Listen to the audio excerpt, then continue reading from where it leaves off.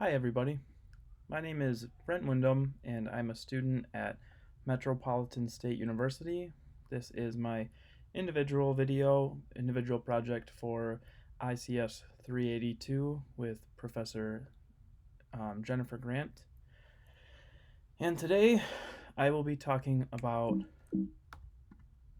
fishing and why it's so great in Minnesota, all the many species of fish, and how it became so popular.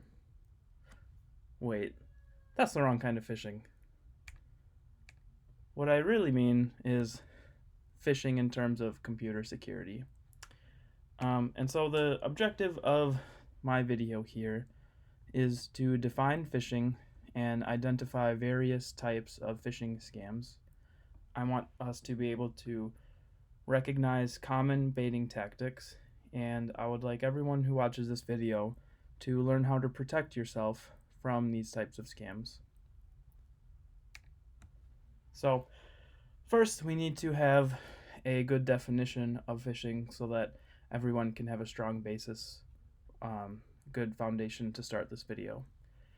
So, phishing is the fraudulent attempt to obtain sensitive information or data such as usernames, password, credit card details.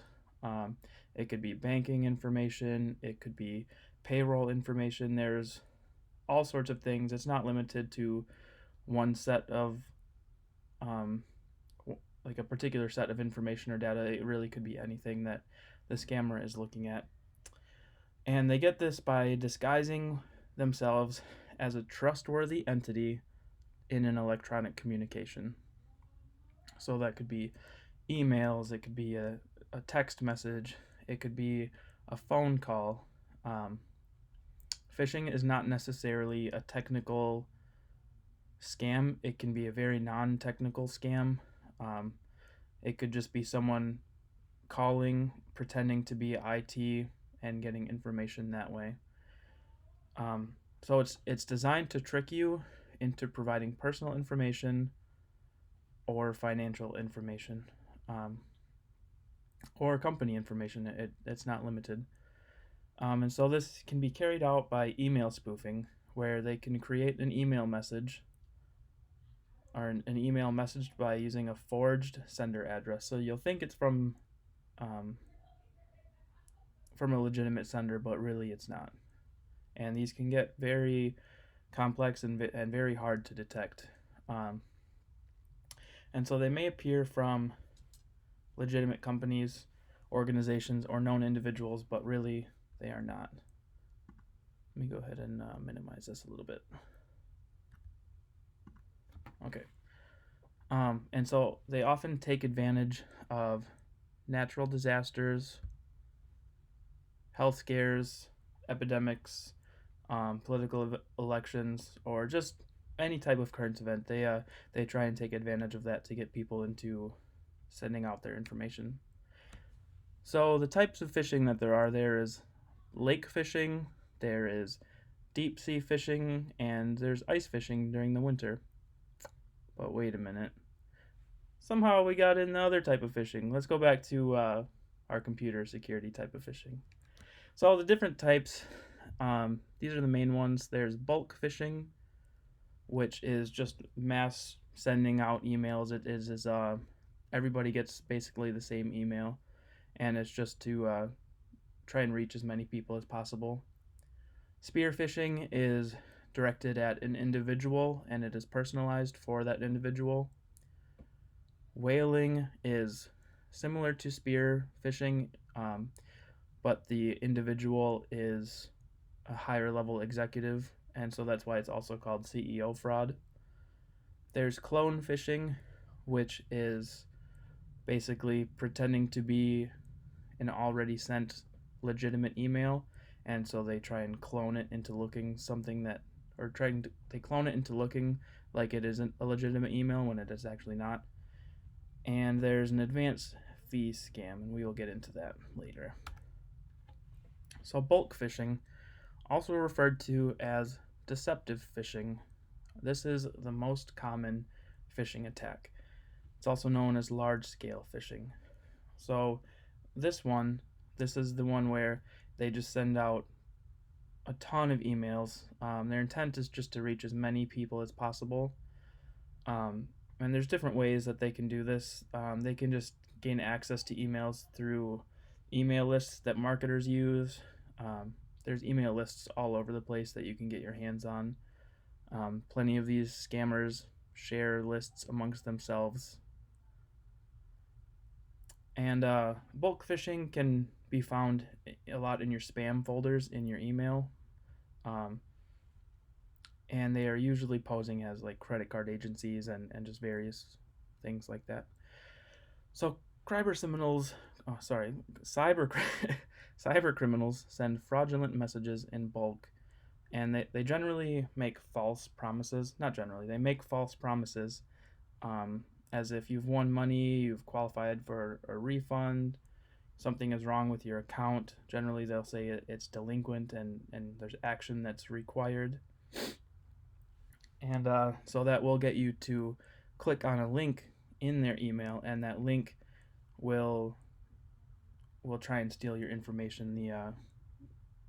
So it'll send you to like a website. It'll ask you to type in your information because it's from a legitimate resource or a legitimate company. And then as soon as you type it in and hit enter, they have all your information and the scam is already complete. And so an example is PayPal is quite often used, and it's stating that something is wrong with your information, and or that your account needs to be verified. And so they'll have a link that sends you a web page that looks like PayPal. You type in your information, and it's game over. They have everything. They have all your information. They can steal from you. They can do whatever they want to with that information, and it's bad luck for you. So next, there's spear phishing. This is the targeted type of phishing. That they know who they're sending it to. It is a specific person. They are well researched, and the spoofed email is very personalized. It'll have your name. It'll have information that only you would know. It can be very convincing, and so they pretend to be a trusted sender, and their aim is to infect devices with malware or just convince the victims to hand over their money information. So it's very similar in the effect of a bulk phishing scam. They attempt to do the same thing. It's just the process of doing it is different. It's much more personalized and targeted. And so an example could be the perpetrator would pose as a trusted individual who will then trick the target into clicking a link in a spoofed email, text message, or instant message.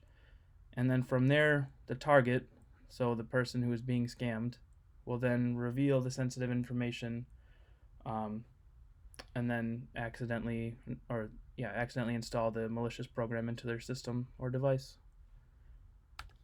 So next there is whaling. So whaling is very similar to spear phishing, but in this manner the targets are what's known as big fish. So it includes high-profile individuals or those with a great deal of authority or access.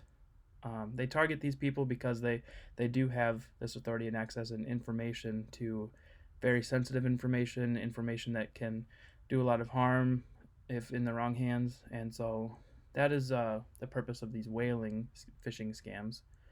And so whaling doubles down on targeting these key individuals through fraudulent communication that appear to have been sent from someone very legitimate and very influential to this company's information or company's process. Just what the company is allowed to do. I think my camera went out here. Oh, okay. Don't know what happened. Oops. So the spoofed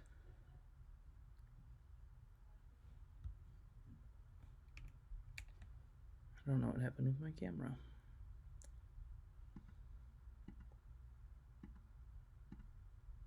Well, I guess we'll keep going. So a spoofed or clone phishing is where they take a spoofed copy, so a fake copy of a legitimate and previously delivered email with the original attachments or hyperlinks that are replaced with the malicious versions. So then it is sent from the forged email address, trying to look as if it's from the legitimate email address, and it's sent to the target. And so there's three ways to clone phish. There is sending an email from a spoofed email address intended to trick the recipient into thinking it's from a legitimate sender. There's getting an email with a link or attachment that has been replaced with the malicious link or attachment, and also an email or message that claims to be from a resent email from a legitimate sender but is updated in some way. So there's ways to spot this clone phishing.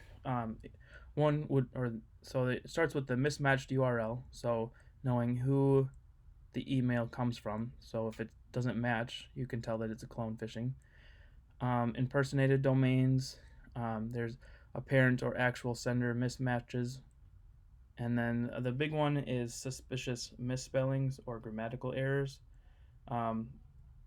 These phishing scams very often have misspellings and grammatical errors. So if you can see these things, you can have high suspicion that someone is trying to scam you. So next we have our advanced fee scam. So this is a form of fraud requesting the target to send money or bank account information to the cybercriminal. And what they do is they promise the victim a significant share or large sum of money and from the investments. So basically it'll be like they'll send you a check for, let's say, $3,000, and then they will say, okay, here's a check for $3,000, send me 1,000 of that, and then you keep the rest of it. And so what happens is the $3,000, the check that gets sent to you, it is a fake check, but you won't know that it's fake until you've already sent the $1,000 back. So the scammer gains $1,000 and you're out 1,000, and there's no other money that's coming in.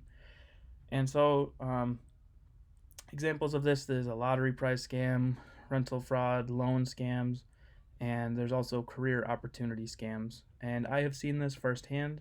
I have had family members who have been offered jobs, and they go to the jobs and they are told to take a check to their bank account, deposit it, take money out, and cash out and bring it back to the scammer.